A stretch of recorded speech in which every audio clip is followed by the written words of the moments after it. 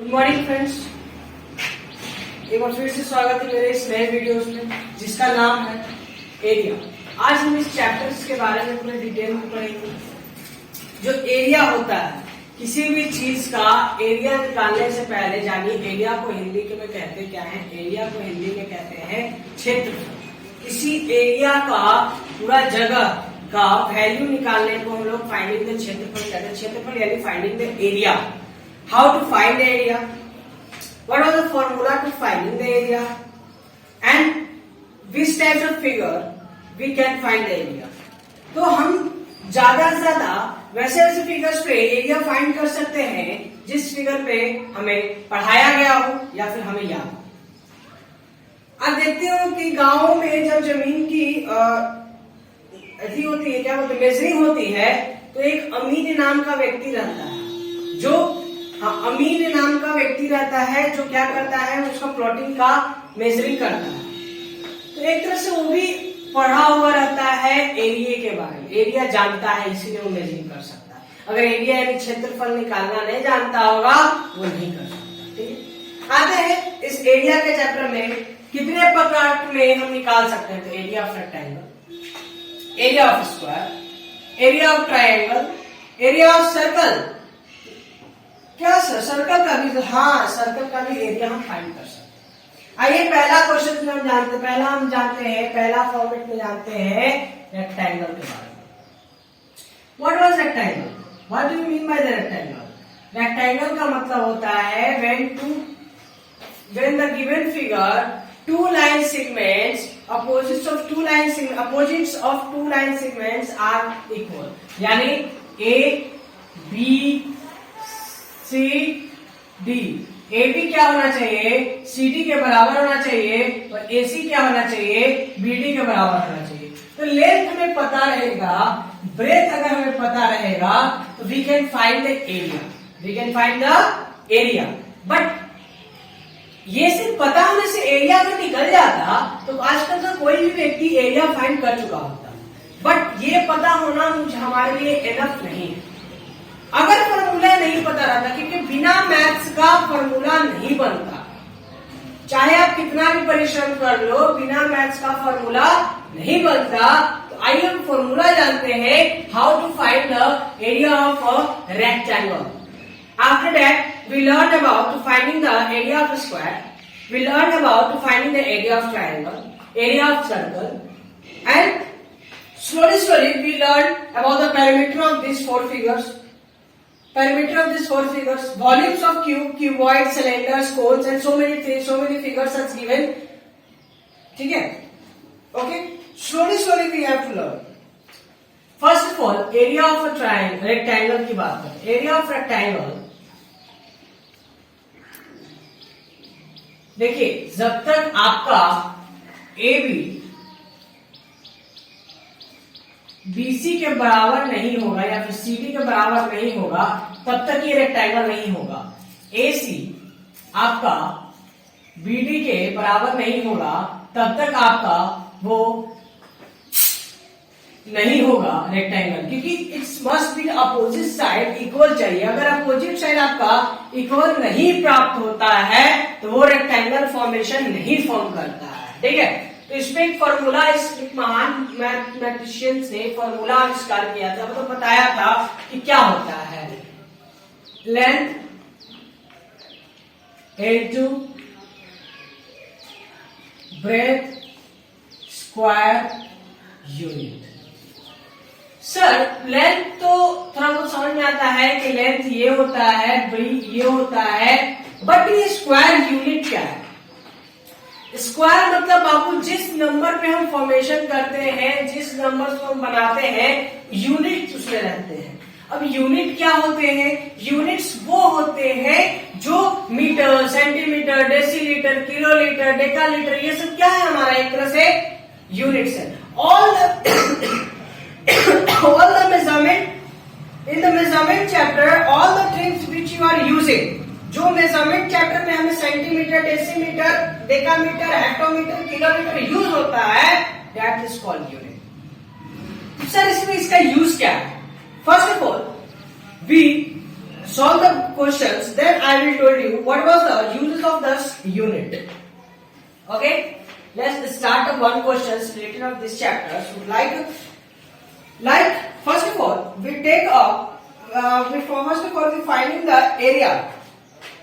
Area find करने के लिए हमको लेंथ चाहिए, ब्रेथ चाहिए. क्या चाहिए? लेंथ भी चाहिए और ब्रेथ भी चाहिए. हम कोई लेंथ लेते हैं, कोई ब्रेथ लेते हैं और धीरे धीरे एरिया निकालने की कोशिश कर डालते हैं. मान लीजिए लेंथ का हमारे पास वैल्यू है 15 सेंटीमीटर, ब्रेथ का वैल्यू है 8 सेंटीमीटर. ओके, अब देखिए मैंने बोला था कि लेंथ भी पता चाहिए, ब्रेथ भी. तब लेंथ भी पता चला गया है और ब्रेथ भी हमें पता चल गया है, तो ये हमारे लिए खुशी की बात है. कितना पता चलेगा. अब इसके बाद इसके आगे का कार्यक्रम करते हैं. कार्यक्रम शादी विवाह नहीं है, इसमें आते हैं कार्यक्रम करते हैं इसका कि फॉर्मूला पुट करते हैं. हमें फाइंड करना है एरिया. एरिया फाइंड करने के लिए हमें लेंथ डालना पड़ेगा कि फॉर्मूला आपको सामने है ऊपर में. लेंथ इंटू ब्रेथ होता है. स्क्वायर यूनिट लिखना ना भूलिएगा, क्योंकि अगर स्क्वायर यूनिट नहीं लिखिएगा टीचर आपका नंबर लिखना भूल जाएगा. ठीक है. लेंथ क्या होता है ध्यान सुनिएगा. लेंथ आपका दिया हुआ 15 सेंटीमीटर इंटू 8 सेंटीमीटर.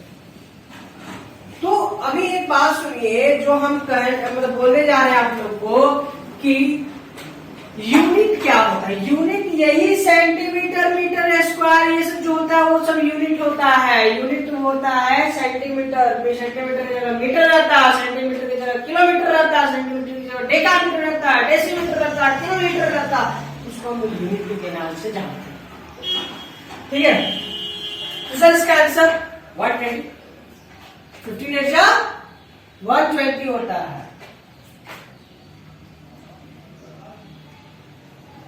सर ये स्क्वायर आपने क्यों डाला?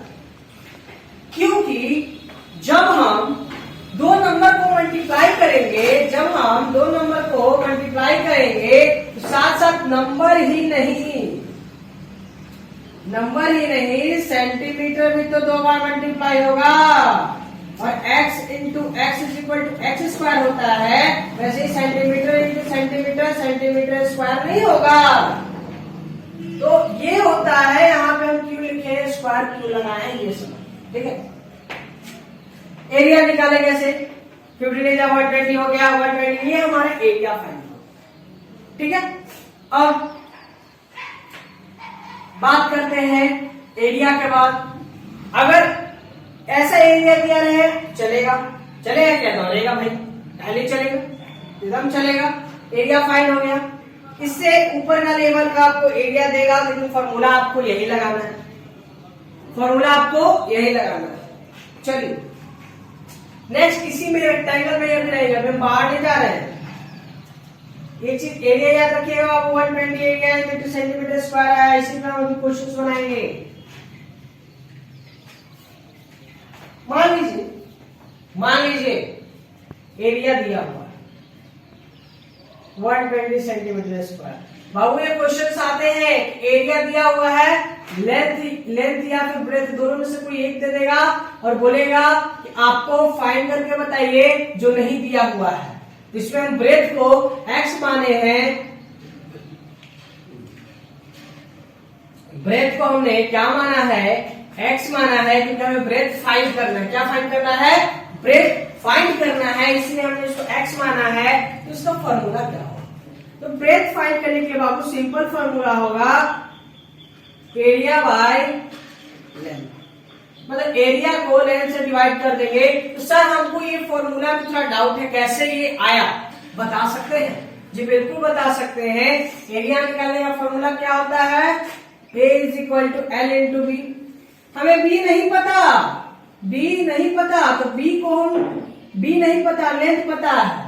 बी नहीं पता, लेंथ पता है, तो लेंथ को तो हम यहाँ ला सकते हैं, क्योंकि हमने एरिया जो हमारा इतना है और लेंथ जो हमारा इतना है और एक्स और बी का कॉम्बिनेशन कभी हो सकता है. ये वेरिएबल है और ये कांस्टेंट है, तो कांस्टेंट को हम 120 के नीचे ला देंगे. तो हुआ ना ब्रेथ, ये लेंथ है, और ये हुआ ना area. Area bye breadth length हुआ ना जी, तो ये हो गया प्रूफ, एरिया बाय लेंथ कैसे होगा। इसी में एरिया बाय ब्रेथ, तो ये कांस्टेंट, ये वेरिएबल रहता है, ये कांस्टेंट आता है, फिर हम निकालते तो 120/15 करके इधर सेंटीमीटर एक बार में और इधर सेंटीमीटर 2 बार में, तो एक यहां से कटा और एक यहां से कटा, तो यहां पे बचा 1, 120 से काटे बचा 8 यानी 8 सेंटीमीटर। ठीक है, ये हुआ एरिया निकालने का और ब्रेथ फाइंड करने का फॉर्मूला। ब्रेथ फाइंड करने का बस इसका उल्टा, एरिया लेंथ निकालने का फॉर्मूला उसका उल्टा हो गया, एरिया बाय ब्रेथ। ये होता है अगर आपको एरिया दिया रहे या फिर ब्रेथ और लेंथ में कोई एक दिया रहे तो आप कैसे फाइंड करोगे, ये होता है फॉर्मूला। ठीक है, इसके बाद अगर यहां तक आपको कुछ दिक्कत होगा तो आप कमेंट बॉक्स में कमेंट सेक्शन में कमेंट कर सकते हैं कि सर एक बार फिर से बताइए, तो आपको तुरंत ही उसी समय कमेंट्स में ही आपको उसका आंसर या फिर कोई फिर से समझा के शॉर्ट वीडियो डाल दिया जाएगा। अब आते हैं इसका नया टॉपिक।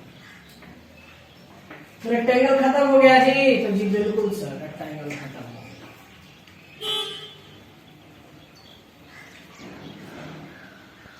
अब आते हैं इसका दूसरा पार्ट, जिसको हम लोग स्क्वायर बोलते हैं।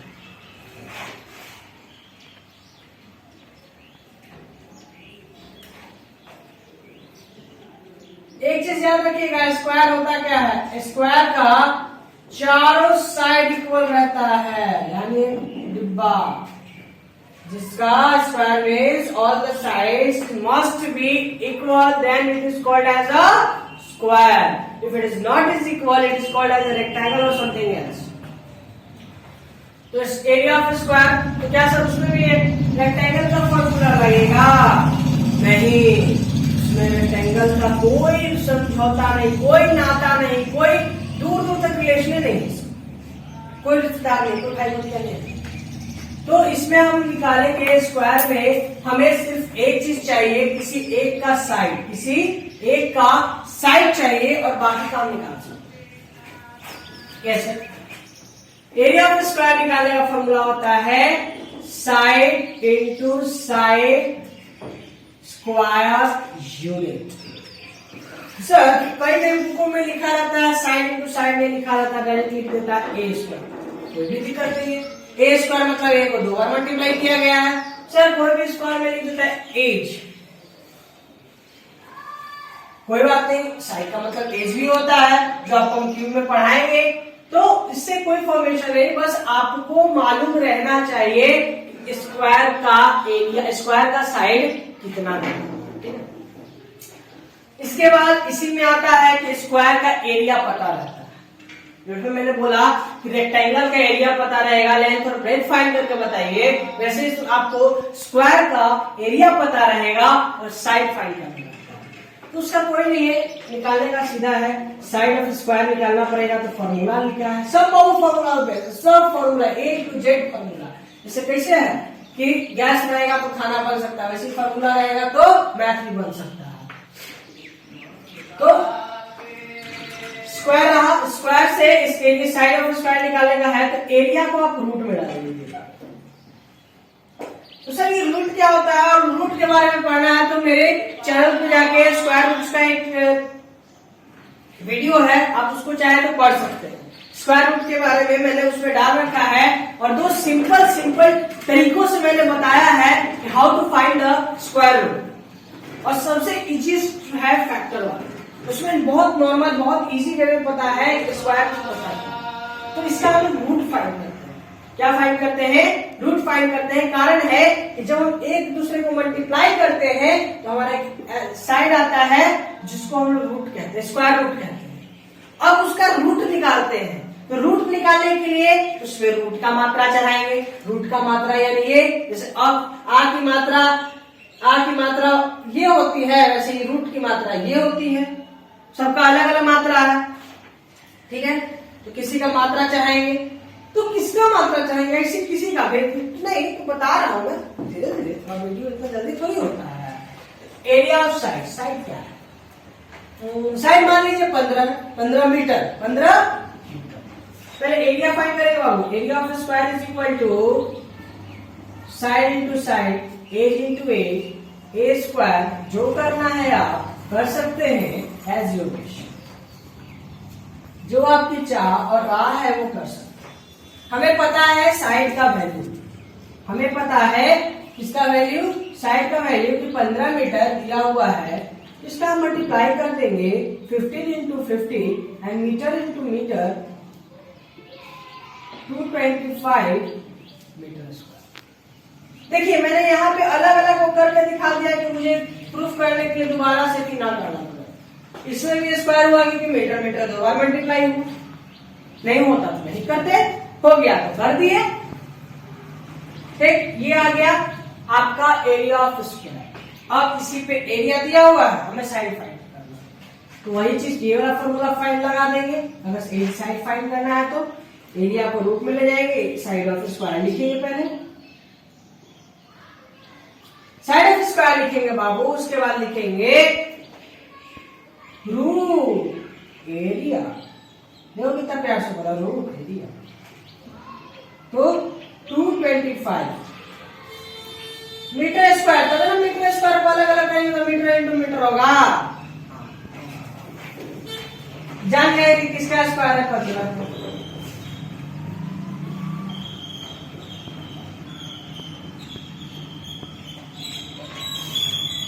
ए को लिखेंगे, 2 को लिखेंगे, गड़बड़ हो जाएगा, फिर रात में दिक्कत हो जाएगा, सोने में प्रॉब्लम हो जाएगा, बाथरूम का चक्कर लगना पड़ेगा, इसलिए एक क्यों लिखे।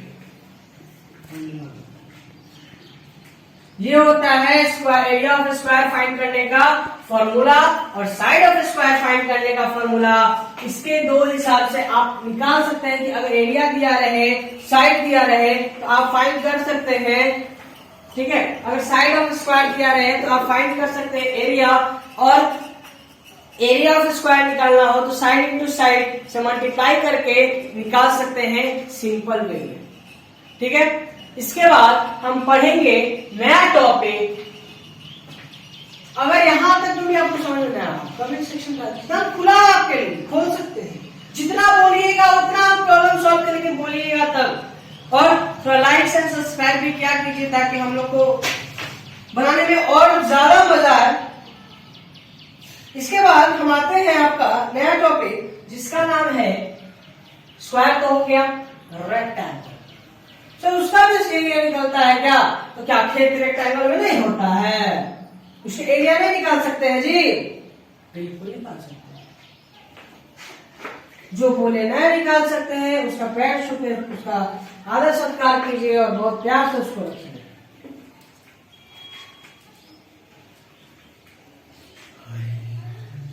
आइए अब पढ़ते हैं एरिया ऑफ ट्रायंगल। ये तो सबसे आसान होता है। क्यों आसान होता है? क्योंकि रेक्टेंगल के फॉर्म में रहता है।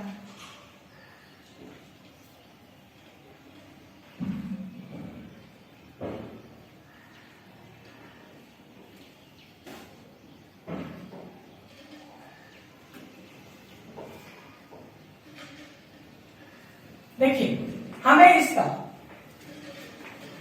फॉर्मूला इसका पहले लिखते हैं, उसके बाद समझाते हैं। इसका फॉर्मूला होता है 1/2 इंटू बेस इंटू हाइट। इसी में आप एरिया ऑफ पैरेललोग्राम पढ़ेंगे तो 1/2 इंटू बेस इंटू अल्टीट्यूड देगा। अल्टीट्यूड देगा क्योंकि हाइट को एक तरह से अल्टीट्यूड के नाम से भी जाना जाता है। अगर एरिया ऑफ रोम्बस पढ़िएगा तो, सॉरी एरिया ऑफ पैरेललोग्राम पढ़िएगा तो, अगर एरिया ऑफ पैरेललोग्राम पढ़ रहे हैं तो 1/2 बेस इंटू अल्टीट्यूड के नाम से जाना जाता है, और हाइट को ही अल्टीट्यूड के नाम से भी कहा जाता है। ठीक है, altitude and area of parallelogram is must be equal and we have to find right now is area of triangle. I will teach you to find the area of parallelograms, how to find the area of parallelogram, area of rhombus, area of circle. First of all, you will subscribe and like the channel and motivate us for making the videos.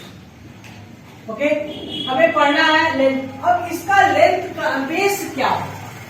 अरे बाबू, base तो आप जानते होंगे, सबका base बना, चाहे वो study में हो, वो 0 to 1, 0 to 10, 12 या फिर पिज्जा का तो बेस खाते बना, वही बेस यहाँ पे, यानी नीचे वाला पार्ट क्या होता है? बेस होता है। अब सर इसमें तो हाइट हो नहीं सकता, इसीलिए मैंने 90 डिग्री, बीच में ध्यान दीजिएगा, 90 डिग्री कंस्ट्रक्ट किया है। 90 डिग्री को क्या किया है?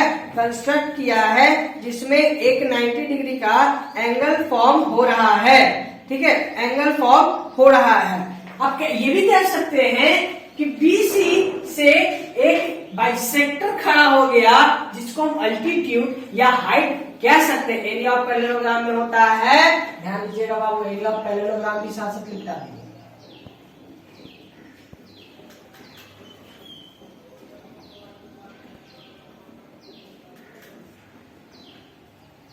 एरिया ऑफ पैरेललोग्राम में जो होता है 1/2 बेस इंटू अल्टीट्यूड। कोई डिफरेंस नहीं है, अल्टीट्यूड और हाइट एक ही होता है। सॉरी, थोड़ा सा लिखना भूल गए, स्क्वायर यूनिट की कभी लिखना नहीं भूलेंगे, स्क्वायर यूनिट। इसमें भी area of triangle, area of parallelogram में बेस इंटू अल्टीट्यूड दिया रहता है।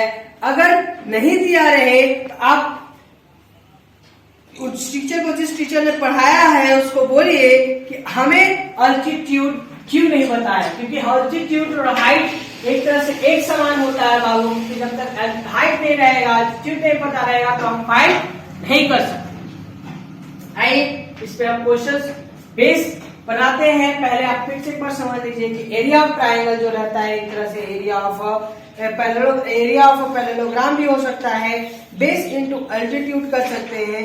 बस उसमें बेस इंटू अल्टीट्यूड होता है एरिया ऑफ पैरेललोग्राम्स का फॉर्मूला। ठीक है, तो हम अभी एरिया ऑफ पैरेललोग्राम नहीं पढ़ेंगे। एरिया ऑफ पैरेललोग्राम्स में सिर्फ बेस इंटू अल्टीट्यूड होता है, इसमें एरिया ऑफ पैरेललोग्राम अभी नहीं पढ़ेंगे। ठीक है, अभी नहीं पढ़ेंगे क्योंकि हमें थोड़ा सा धीरे धीरे समझना है, ज्यादा तेजी में समझेंगे तो पागल हो जाएंगे, इसको स्किप करेंगे। हम पढ़ेंगे इसके बारे में, एरिया ऑफ ट्रायंगल के बारे में। तो एरिया ऑफ ट्रायंगल में हमें बेस भी चाहिए और हाइट भी चाहिए।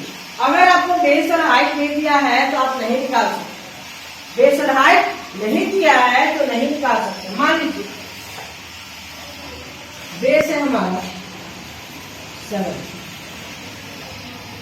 हाइट है हमारा, ठीक, फॉर्मूला पुट कीजिए।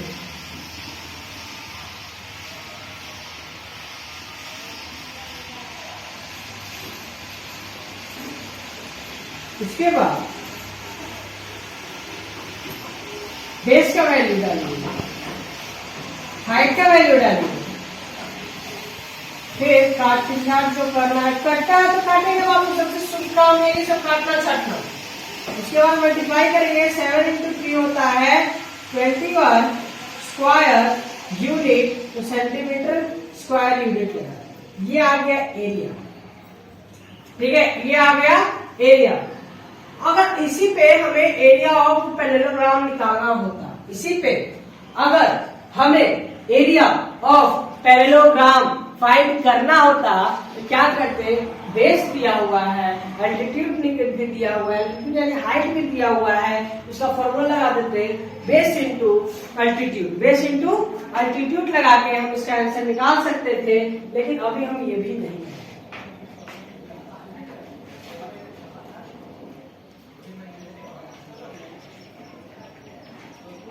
अभी हम इसी पे चलेंगे। देखिए, आपने ट्रायंगल पढ़ा होगा बचपन में, उसमें 3 पार्ट्स होते हैं, स्केलेन ट्रायंगल, आइसोसेलेस ट्रायंगल और क्वाड्रिलेटरल ट्रायंगल। क्वाड्रिलेटरल ट्रायंगल्स निकालने के लिए 3 इंटू साइड करना पड़ता है, यानी तीनों साइड उसका सेम रहता है। क्यों रहता है? क्वाड्रिलेटरल ट्रायंगल का क्या रहता है? तीनों साइड सेम रहता है। स्केलेन ट्रायंगल का तीनों साइड में एक भी साइड सेम नहीं रहता है। स्केलेन ट्रायंगल में तीनों साइड से एक भी साइड सेम नहीं रहता। लेकिन क्या आइसोसेलेस ट्रायंगल में तीनों साइड सेम नहीं रहता? जी बिल्कुल नहीं, उसमें 2 साइड सेम रहता है और तीसरा साइड सेम। ठीक है, अब आते हैं last but not the least, जब हमें इसका सरकमफेरेंस पढ़ना है, सिर्फ एरिया नहीं पढ़ना, सरकमफेरेंस पढ़ना है, पैरेललोग्राम है, रोम्बस है, बहुत सारा है। एक तरह से वो मेंस्ट्रुएशन चैप्टर आ जाता है जो क्लास 7 से स्टार्टिंग होता है, 6 में भी है लेकिन उतना नहीं है, 7 से ज्यादा टफ। ठीक है, एरिया ऑफ सर्कल, क्या सर्कल का भी एरिया निकलता है? तो सर्कल का क्षेत्रफल नहीं होता, लेकिन उसका फॉर्मूला कैसे? लेंथ होता है, ब्रेथ होता है, हाइट होता है, बेस होता है, नहीं रेडियस होता है, डायमीटर होता है, कॉर्ड होता है। देखिए आपको इस वीडियो में बता रहे हैं सर्कल का सबसे लंबा कॉर्ड बोलेंगे, यानी लॉन्गेस्ट कॉर्ड बोला जाए, चुपचाप से आंख खोल के सीधा सीधे आंसर बोलिएगा। क्या बोलेगा? नहीं आता है, नहीं डायमीटर। क्या बोलेंगे? नहीं आता, आपको आता है diameter. Diameter is the longest part of the circle because it is present in the middle of the circle. Circle के बीच में आता है डायमीटर, इसलिए सबसे लंबा कॉर्ड माना जाता है डायमीटर को। क्या माना जाता है? सबसे लंबा कॉर्ड माना जाता है डायमीटर को, ये होता है डायमीटर। अब इसमें हमको डायमीटर का तो आवश्यकता है नहीं, अगर है भी कोई बात नहीं। डायमीटर निकालने का फॉर डायमीटर दिया, अगर क्वेश्चंस में डायमीटर दिया हो और रेडियस बोलता है फाइंड करने के लिए, तो d/2 कर देंगे। अगर d निकालना हो और रेडियस दिया हो तो r/2 कर देंगे। ध्यान से सुनिएगा, r दिया हो, r निकालना हो, d दिया हो तो d/2 कर देंगे। Diameter divide by 2। डायमीटर निकालना हो, रेडियस दिया हो तो रेडियस इंटू डायमीटर। अगर रेडियस r/2 करने का हमारा ही जा रहा तो क्यों उतना दिमाग का दही कर लेंगे। आई रेडियस फॉर्मूला होता है बाबू एरिया ऑफ सर्कल निकालने का, 2 नहीं circle pi r square. Radius कहां से कहां होता है ये भी देख लीजिएगा। सर्कल्स में एक और सर्कल ड्रॉ कर देते हैं, वो डायमीटर सिर्फ है, हम यहाँ पे एक और सर्कल ड्रॉ करते हैं, उसमें हम आपको रेडियस बताएंगे पूरा फुल लेंथ से। रेडियस होता है जो बीच सर्कल से ज्वाइंट करे, जरूरी नहीं है कि सीधा नहीं, ऊपर नीचे दाएं बाएं कहीं से भी, बस मिडिल ऑफ द सर्कल से स्टार्ट होना चाहिए। क्या होना चाहिए? मिड ऑफ द सर्कल से स्टार्ट होना चाहिए। ठीक है, तो उसको क्या होगा, हम एरिया बोल, रेडियस बोल सकते हैं। क्या बोल सकते हैं? रेडियस। और ये होता है हमारा रेडियस। ठीक है, अगर रेडियस ना दिया हो, 12 बोल रहा हूँ, रेडियस ना तो d/2 कर देंगे। डायमीटर जरूर दिया होगा, अगर दोनों में से कुछ नहीं दिया हो तो रेडियस को r मान लेंगे। रेडियस को क्या मान लेंगे? r। ठीक है, तो सर ये जो पाई दिया हुआ है, पाई मतलब फॉर्मूला, मतलब फॉर्मूला नहीं, मतलब फॉर्मूला है लेकिन इसका वैल्यू 2 वैल्यू, वो तो पते नहीं है, दूसरे को बता रहा है।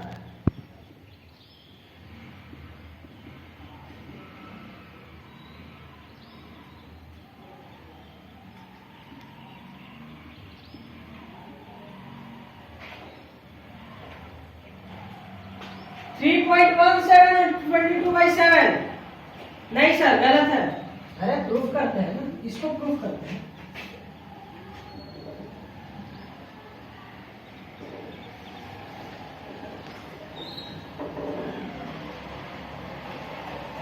प्रूफ करना सीखिए किसी भी चीज को, चाहे वो जीवन में भी क्यों ना हो, अपना जीवन ही प्रूफ करना पड़े तो करके दिखाना।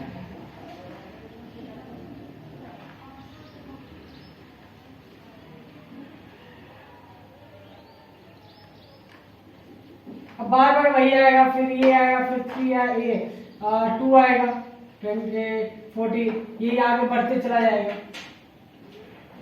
बाबा वही आएगा, इसलिए हमने लिखा 3.1। ये होता है, लेकिन बात यह है सब यूज किसका है ना, दिक्कत होता है जी। तुमको बता दिए तो यूज केकर करे सर, तो यूज केकर हो, तो इसका यूज ये फालतू कर दिए हैं नहीं।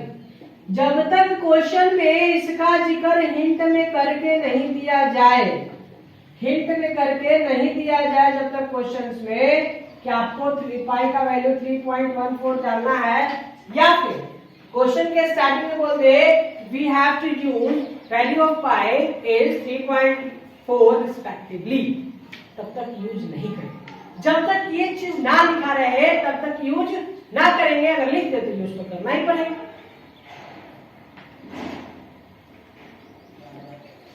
तो पाई का वैल्यू हमें बता दिया हमने कि पाई का वैल्यू होता है 22/7। तो 22/7 निकालने के लिए हम आगे बढ़ते हैं। तो पाई आर स्क्वायर, मान लीजिए रेडियस हमारा 7 है। क्या है रेडियस हमारा 7 है, या फिर 14 मानो, 14 ही मानो। तो फॉर्मूला लगाएंगे 14 इंटू 14, क्या इसमें भी स्क्वायर, अरे कहा नहीं करेंगे 14 2 जा 28, 28 इंटू 22 करके सेंटीमीटर स्क्वायर हम फाइंड कर देंगे। जो हमारा आंसर आएगा वो हमारा आंसर होगा, वो होगा area of circle. Area of circle दिया हुआ रहे, ठीक है। ये तो वो एरिया का फॉर्मेशन, एरिया का फॉर्मेशन। साथ साथ 3 एरिया और पढ़ना है। Area of parallelogram, area of rhombus, area of quadrilateral and area of right angle triangle, यानी पाइथागोरस थ्योरम। पाइथागोरस थ्योरम कैसे बनता है? सिंपल तो है, लेकिन बच्चा सब पाइथागोरस के नाम से इतना डर जाता है। डरने का नहीं, डट तो मुकाबला कर।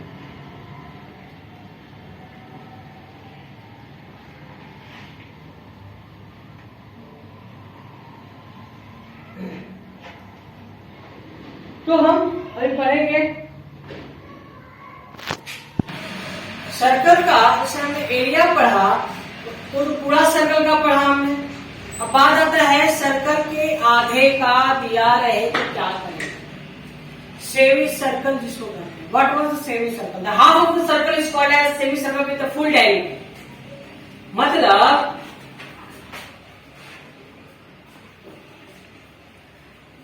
ये होता है,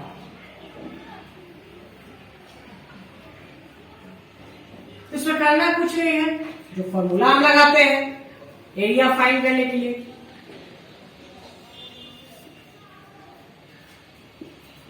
to pi r square divisible by 2 कर, आधा है ना तो आधा ही निकालेंगे ना। आधा खाना खाने के लिए तुम आधा रोटी को तोड़ते हो तो डिवाइड करते हो 2 भाग में। वैसे हमने 2 भाग में डिवाइड किया, पहले से डिवाइड करके दिखा दिया है। जो रेडियस आएगा भैया, जो एरिया आएगा उसको आधा कर दीजिएगा, वही आधा रेडियस क्या होगा, उसका एरिया होगा। सेमी सर्कल का एरिया होगा, जो आपका पूरा का एरिया आया होगा उसका आधा क्या होगा, सेमी सर्कल का एरिया।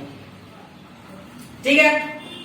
अब आते हैं आपके पाइथागोरस थ्योरम में जो बहुत दिक्कत होता है, सब में मेंसुरेशन में भी है,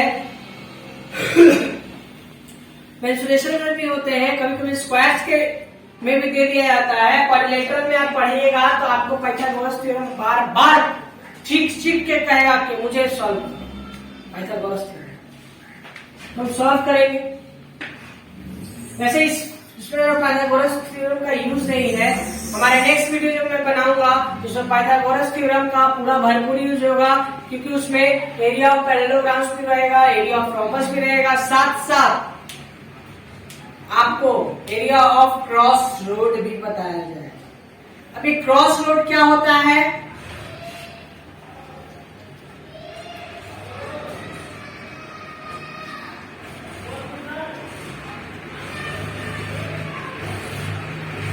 ये होगा क्रॉस रोड। इससे पहले एरिया ऑफ पाथ कैसे फाइंड करते हैं? ये पाथ होता है जो बीच का जगह बच गया, बाहर का अंदर का लेंथ ब्रेथ दिया रहेगा। ये आपको हम अपने नए वीडियो पर पढ़ाएंगे।